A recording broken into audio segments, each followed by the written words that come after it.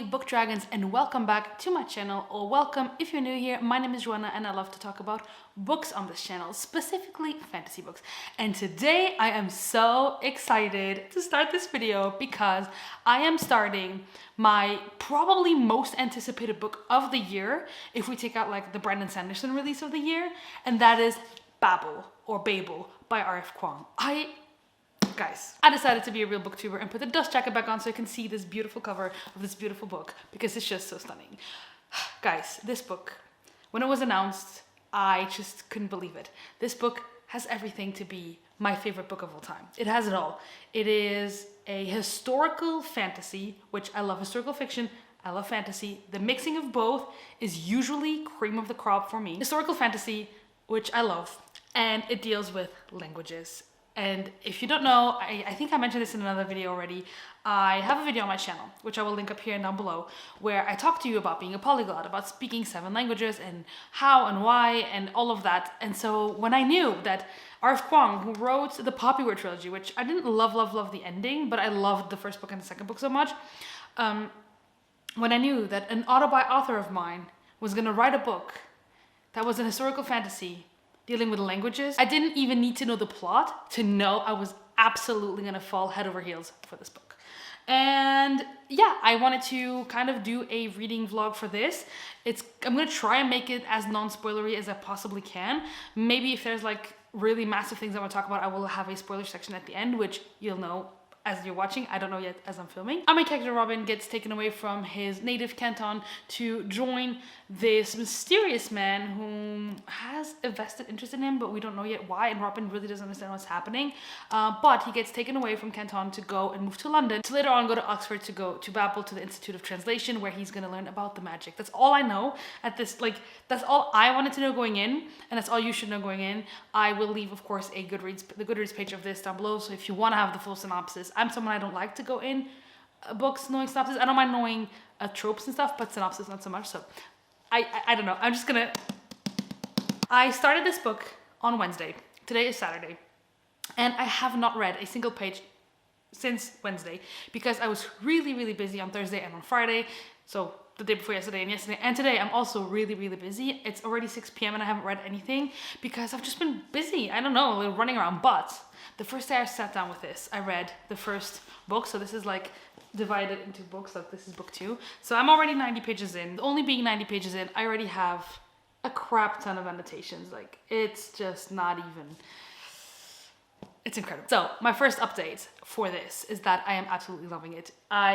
Like I said, I read the first 90 pages in one evening after work. I was so engrossed. I will mention I am doing an immersion read for this, and it is just such a stunningly beautiful experience. I am loving it so much, which is why I'm not listening to the audiobook when I'm driving. I really want to immersion read this because I'm annotating the crap out of it, and because this is my most anticipated book of the year. I just knew I wanted to take my time with it. I knew I wanted to sit down and savor every line and to pause the book to think about what I'm reading, to ponder it, to underline it, to write in it, and just to savor every single moment of reading this book. And that's what I'm doing, and it's working wonderfully so far. So being on page 90, there are a few things I want to share with you, some thoughts I've already had, some really cool things. I'm gonna go find my annotations. The first thing I actually want to mention before I go into annotations or anything that I have highlighted and talked about is the discussions about belonging, about giving up part of your heritage or your heritage just to belong somewhere, and what it feels like to not belong and all of that stuff. And I am loving those discussions so much.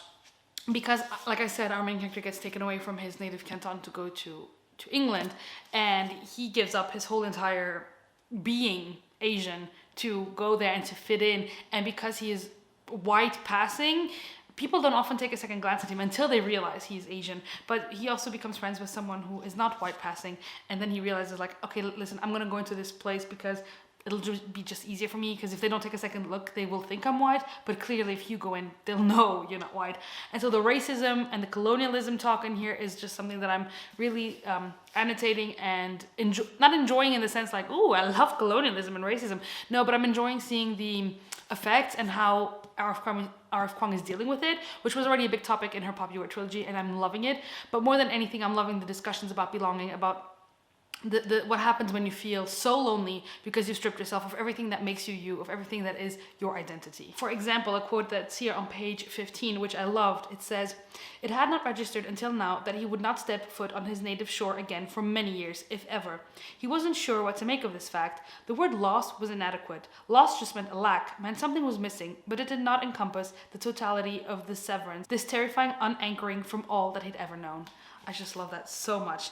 And then there's another one just on the next page where he says, "Months ago, Robin would have spat at anyone for speaking so cruelly about his family, but here, alone in the middle of the ocean, with no relatives and nothing to his name, he could not summon his ire. He had no fire left in him. He was only scared and so very tired." That was just so sad to me. Here's another quote on page 27, which I absolutely loved. And this one has to deal with belonging, what I was talking about, but also with languages and how those things come, like how languages are so part of your identity. And so I just love this so much because I can relate to this. You have no idea. It was, Robin discovered, startlingly easy to lose a language that had once felt as familiar as his own skin. His mother tongue sounded like Babel, uttered in that drawing room, the most quintessentially English of spaces. It didn't feel like it belonged. It felt made up, and it scared him sometimes how often his memory would lapse, how the syllables he'd grown up around could suddenly sound so unfamiliar. And I've had that before. When I moved to America, I stopped speaking Luxembourgish, for example, for a very long time. Now, I grew up speaking, my main languages that I grew up with were French, Portuguese, and Spanish. And then Luxembourgish and German came along when I was about 1.5 years old or 2 years old. But so basically, I've been speaking Luxembourgish since I was a freaking child. Like, I was 18 months old, 2 years old when I started hearing it and learning it. So for all intents and purposes, I grew up with that language. Today, it is one of the languages I speak most because I work for the Luxembourgish government. So I use it every single day. But when I was in the United States for my bachelor's degree, I didn't use it, of course. And when I came back, it was so weird to have words missing when I spoke Luxembourgish, to find Luxembourgish so hard when I came back, because for 3 years I hadn't used this language. And it was just a shock to it was like a slap to my face to feel that. I was like, whoa, how can it be that I lost I didn't lose the language, but how did I lose the ease for the language? And that is something that when I read this, I was like, oh my gosh, I've known that feeling. I know that feeling. I've known it. Now I'm back at it. I'm okay with Luxembourgish again because I use it every single day. It comes naturally again. But oh man, this was so relatable. And then there's just so much discussion about language and about belonging and all of that. So far, I'm just loving it. Like I said, I'm 90 pages in. And I am just absolutely adoring the experience of it, and I cannot wait to continue on. I will go ahead and read a bit more, and then whenever I have another update, either I'm gonna read until this book 3 type of thing, or I don't know, but maybe I'll update you every roughly 100 pages or so. But whenever I have something to update you on, I will. Just know that right now, this is still a 5-star prediction because I'm loving it.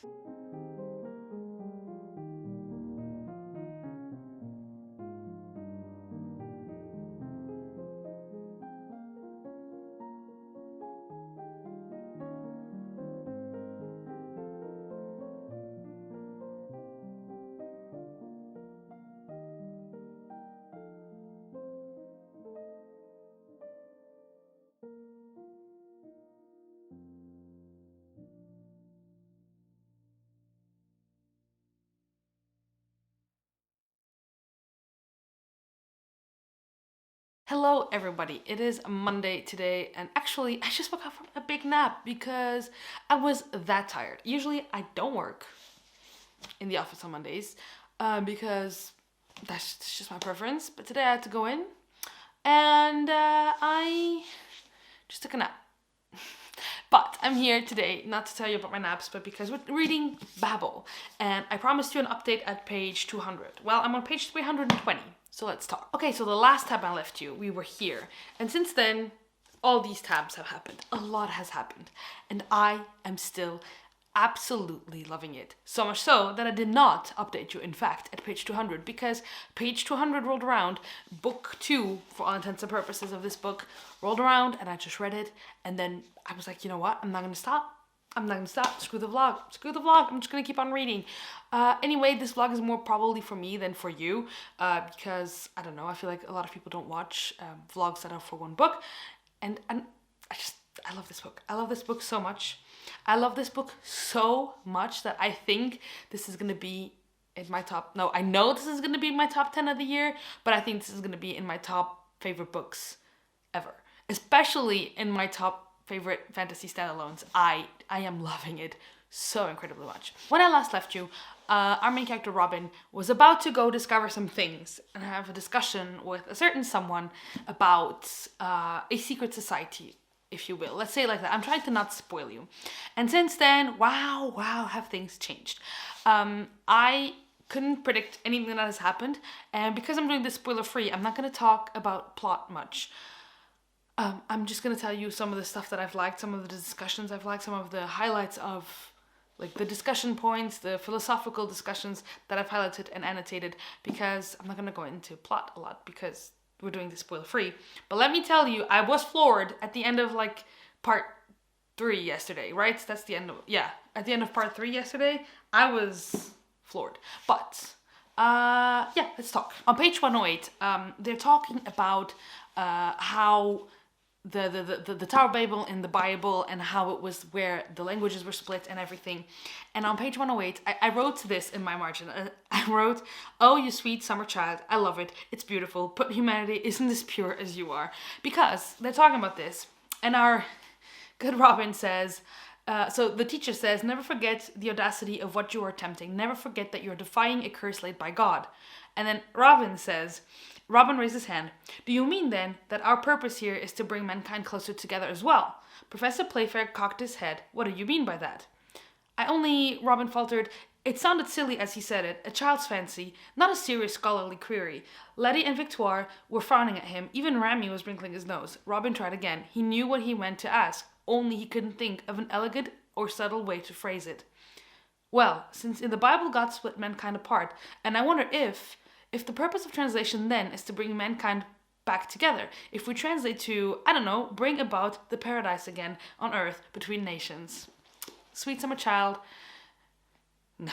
On page 130, we have a beautiful, beautiful thing about found family, which I really loved. He blinked because he just registered what this most mundane and extraordinary moment meant, that in the space of several weeks they had become what he'd never found in Hampstead, what he thought he'd never have again after Canton, a circle of people he loved so fiercely his chest hurt when he thought about them, a family. He felt a crush of guilt then for loving them and Oxford as much as he did. He adored it here, he really did. For all the daily slides he suffered, walking through campus delighted him. He simply could not maintain, as Griffin did, an attitude of constant suspicion or rebellion. He could not acquire Griffin's hatred of this place. Yet, didn't he have a right to be happy? He had never felt such warmth in his chest until now, had never looked forward to getting up in the morning as he did now. Babel, his friends, and Oxford, they had unlocked a part of him, a place of sunshine and belonging that he never thought he'd feel again. The world felt less dark. He was a child starved of affection, which he now had in abundance. And was it so wrong for him to cling to what he had? I just love that. I think it's so beautiful, the description of found family, the feeling you can have, how some friends can feel like family. I just love that. We, of course, have the quintessential quote that is the Babel quote you see everywhere. An act of translation is then necessarily always an act of betrayal. But what I loved was the whole discussion around it, because this is a discussion that I have posed in multiple of my discussions, and actually I think it was in the video that I did on Abby's channel, a discussion about reading in foreign languages. I will leave that linked up here and down below if you want to check it out. There was multiple booktubers there that speak different languages. There was Patrick, there was Andy, there was Abby, there was Ola, there was a few of us there, and we were talking about this, and this is something that I've talked about before, and I'm going to read the whole passage to you. Which seems right to you? Do we try our hardest as translators to render ourselves invisible, or do we remind our reader that what they are reading was not written in their native language? That's an impossible question, said Victoire. Either you situate the text in its time and place, or you bring it to where you are, here and now. You are always giving something up. Is faithful translation impossible then? Professor Playfair challenged. Can we never communicate with integrity across time, across space? I suppose not, Victoire said reluctantly. But what is the opposite of fidelity? Asked Professor Playfair. He was approaching the end of this dialectic. Now he needed only to draw it to a close with a punch. Betrayal. Translation means doing violence upon the original, means warping and distorting it for foreign, unintended eyes. So then where does that leave us? How can we conclude, except by acknowledging that an act of translation is then necessarily always an act of betrayal? And I actually really, really like that, because this is something I even wrote here in the text, that this is literally something I think about. When you read a book, like if I were reading this book in French, it would be different. It would not be R.F. Kuang's words, literally what she committed to the page, it would have an influence from a translator. And this is something that when I watch French booktube, I watch Portuguese booktube, and I follow French bookstagrammers and Portuguese bookstagrammers and Spanish bookstagrammers and bookstagrammers from everywhere. And I often see, for example, French people say, oh, I love this author's writing style. And then I think, but you read it in English. So you didn't read it in English, you read it in French. So I'm thinking, for example, people who read Laini Taylor and they read a translation of Laini Taylor's work. And they're like, oh my gosh, I love this author's writing style. Of course you can say, I love Laini Taylor's stories. I love her creativity. I love her imagination. I love the world she creates. I love the magic system she creates. For example, for her, for Brandon Sense, for anyone. But can you say you love the author's writing style? Because you are not literally reading the words they committed to the page. You are reading someone's translation of said words. And those words are never going to be the exact same because there is sometimes no one-to-one translation for certain things. And so, can you really say you love this author's writing style? Or do you like the way this particular translator conveyed the original writing style? It's something I always find so fascinating. And if you have thoughts on that, leave them in the comments because I am always curious to see what people think about it. Exactly. Like a few pages later, they say, as such, there are no languages in which translation means exactly the same thing, which exactly what we're talking about. Again, on page 164, we talk about language is a resource just like gold and silver. Languages aren't just made of words. They're modes of looking at the world. They are the keys to civilization, and that's knowledge worth killing for. I love it so much, so much. Oh, here's something I love because this book talks, of course, a lot about colonialism and how they thought that English was the best language, and like this, also the French and the Germans say, no, our language is the best language, is the closest to whatever the Adamic language or anything like that. And I just really like this quote. It says, English did not just borrow words from other languages. It was stuffed to the brim with foreign influences, a Frankenstein vernacular. And Robin found it incredible how this country, whose citizens prided themselves so much on being better than the rest of the world, could not make it through an afternoon tea without borrowed words.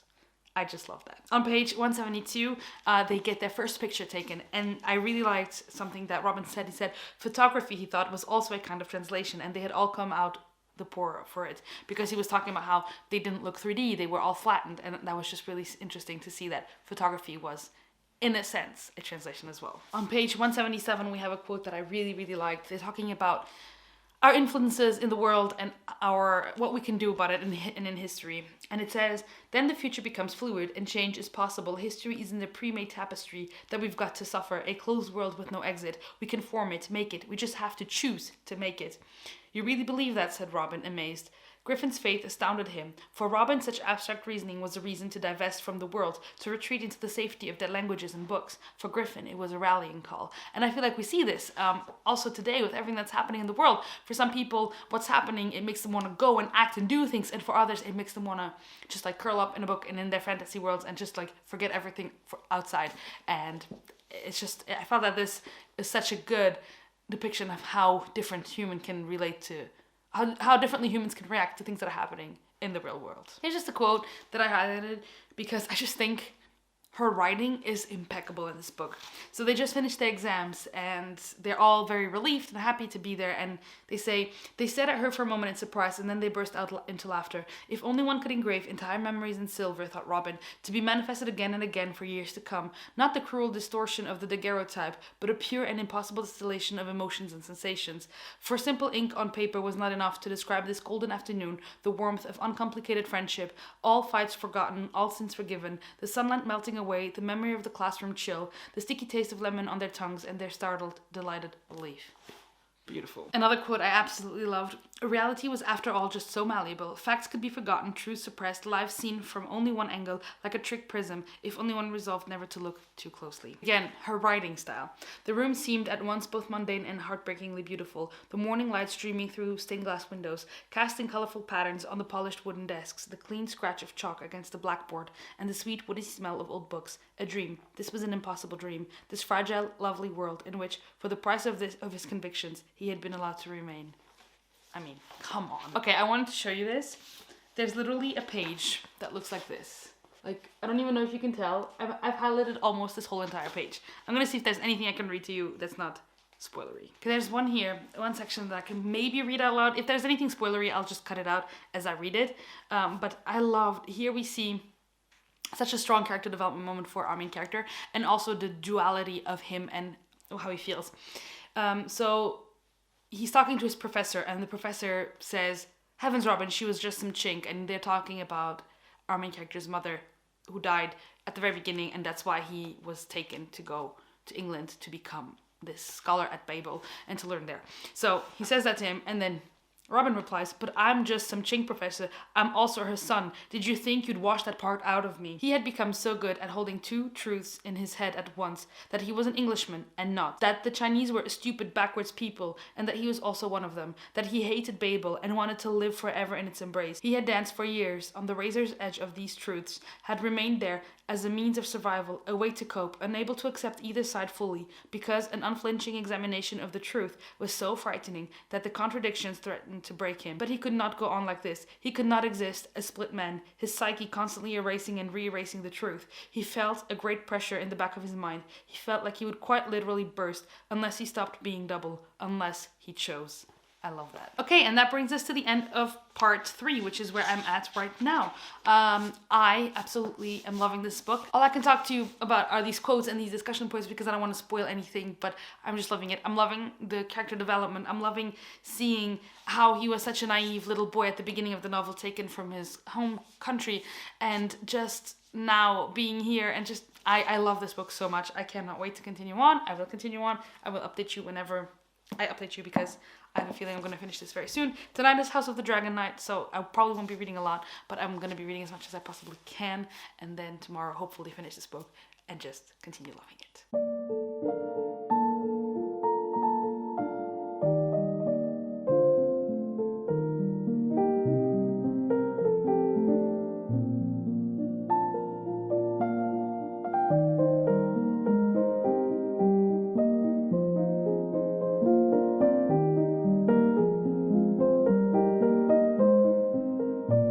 Hello everyone, I am here a week or so later to close out my Babel reading vlog. Because I've been sick these past few days, I couldn't actually sit down and film for you.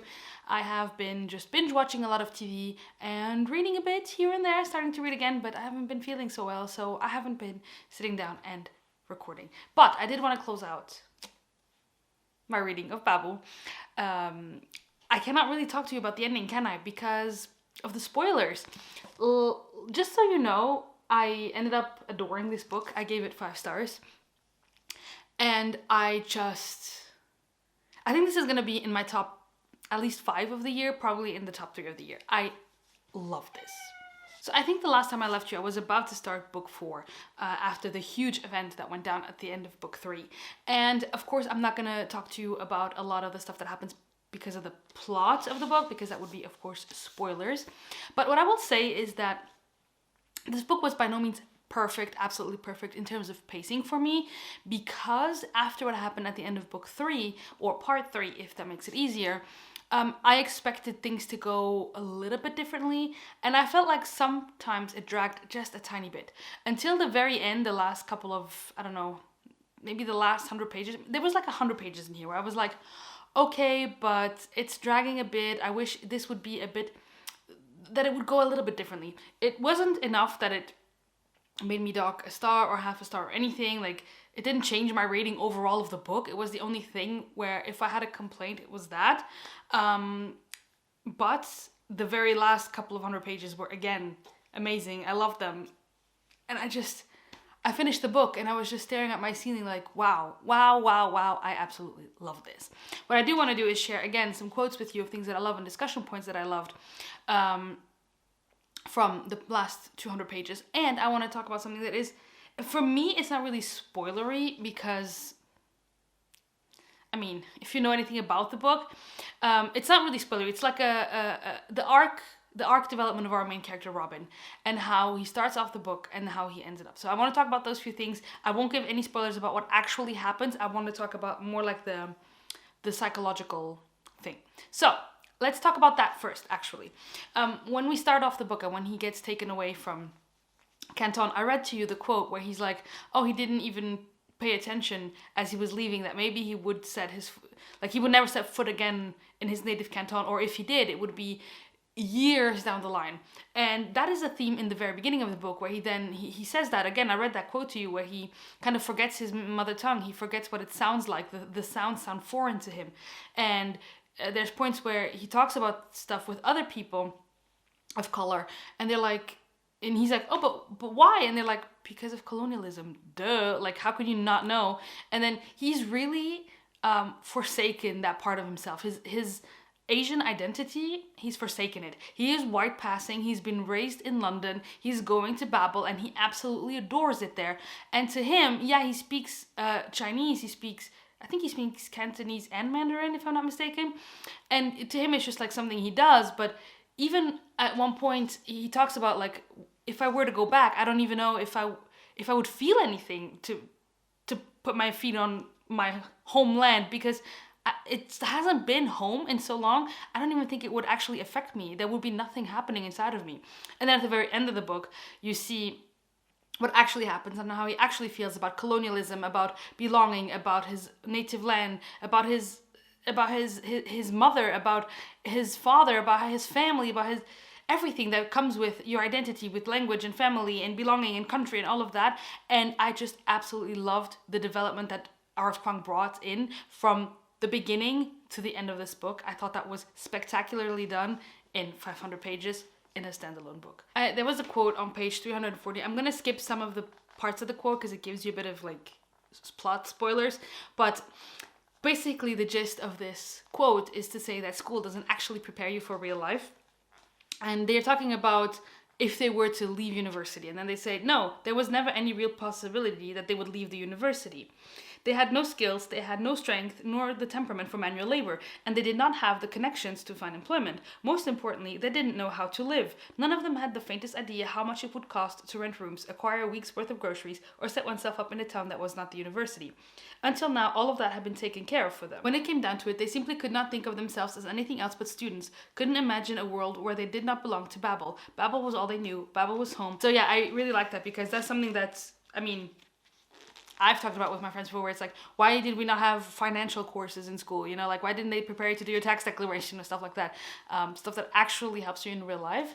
And so I resonated with this quote. Here's a really great quote that I also really liked. It says, "I suppose he was a collector," said Robin. "Oh, I do remember now. He loved telling his guests about his acquisitions, where they'd come from, and their particular histories. He was quite proud."